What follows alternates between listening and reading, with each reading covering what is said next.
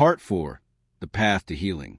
The sun rose slowly over the city, casting a golden hue upon the skyline, permeating the silence left in the wake of the night's heavy conversation. As the morning light filled the room, Alexander sat at the kitchen table, staring blankly at his untouched coffee. The past few days had been a whirlwind of emotions, each one demanding to be processed before he could find his footing again. He glanced at the door, half expecting Catherine to walk in, a hopeful smile on her face, as she often did in happier times. Instead, the emptiness felt deafening, a constant reminder how the world had shifted beneath his feet. Just days ago, he had felt a rush of anger, betrayal, a sense of finality in the cracks of their relationship. Now all he felt was the weight of uncertainty, mixed with a flicker of a thought. Could they still find their way back to each other? Catherine, too, was grappling with her choices. After leaving Alexander that night, she returned to her apartment, her heart heavy with guilt.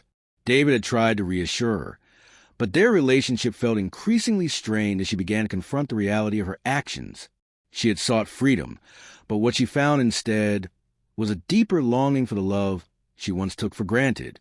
The morning light filtered through her window as she sat on her couch, her fingers tracing the outlines of a photograph of her and Alexander taken during a joyful weekend getaway in the mountains. Remembering their laughter and shared dreams stung with bittersweet nostalgia, Catherine realized that to truly heal, she needed to make amends, not just for herself, but for Alexander, too. After contemplating for a while, she picked up her phone and texted him, "Can we meet? I want to talk, no distractions." His response was almost immediate. "Sure. When and where?" "Let's meet at the cafe by the park, the one we used to go to."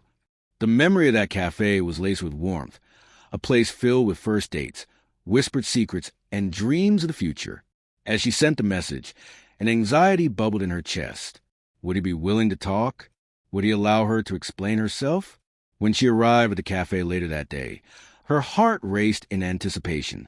She spotted Alexander sitting at their usual table by the window, the same spot that had been a haven for their conversations about life and love. He looked pensive, lost in thought as he stirred his coffee absently. Catherine approached slowly, her heart pounding with each step. As she sat down, she searched his eyes, trying to gauge his feelings. "Hey," she said softly. "Hey," he replied, meeting her gaze. There was a tension lurking beneath his calm demeanor, an undercurrent of unresolved pain. "I appreciate you coming," she began, taking a deep breath.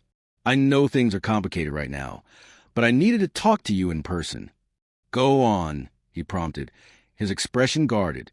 "I've spent a lot of time reflecting on everything, the loneliness that drove me, the choices I made." She paused, her voice trembling. "I want to sincerely apologize for betraying your trust. I never wanted to hurt you, and I deeply regret how my actions impacted us." "I know you said you still love me," Alexander interrupted, his voice low. "But love isn't just about words. It's about actions. You chose to be with someone else instead of coming to me when you were feeling lost." Catherine nodded, each word he spoke hitting a nerve. "You're right. I made a terrible mistake. I thought I could find happiness elsewhere, but all I found was confusion. It made me realize how much I truly value our relationship."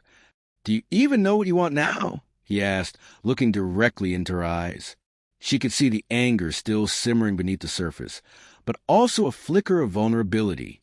"I want to rebuild what we had," she replied, earnestness shining through her eyes. "I know it won't be easy, and I know I have to earn your trust back. I'm willing to fight for us if you are." Alexander's expression softened, but the hurt was still evident. "How do I know you won't just run away again at the first sign of trouble? You have to understand, this isn't something I can just overlook." "I know," Catherine said, swallowing hard. "And I don't expect you to. I just want the chance to prove that I can be better for myself and better for you. I'm willing to go to therapy, to talk about my loneliness and how I lost sight of what mattered. I'm ready to put in the work." He stared at her for a long moment, searching her face as if trying to find the truth hidden within. Catherine felt a mix of hope and fear bloom in her chest, not sure if he would take her offer seriously. Finally, he spoke, his voice steady.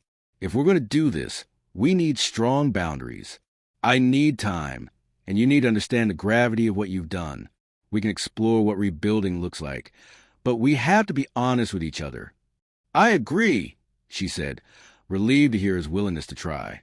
I'll do anything it takes to show you I can be honest and open. As the tension began to ease, they shared tentative smiles. Tiny sparks of potential rekindling, a cautious beginning. It was a fragile connection, still wavering in the aftermath of betrayal. But it was also a hopeful one. Catherine realized they were embarking on a challenging but necessary journey toward healing. It would require patience, understanding, and a willingness to confront the past. Yet amid the uncertainty, a small flicker of love still burned brightly, the promise of rebuilding something profound.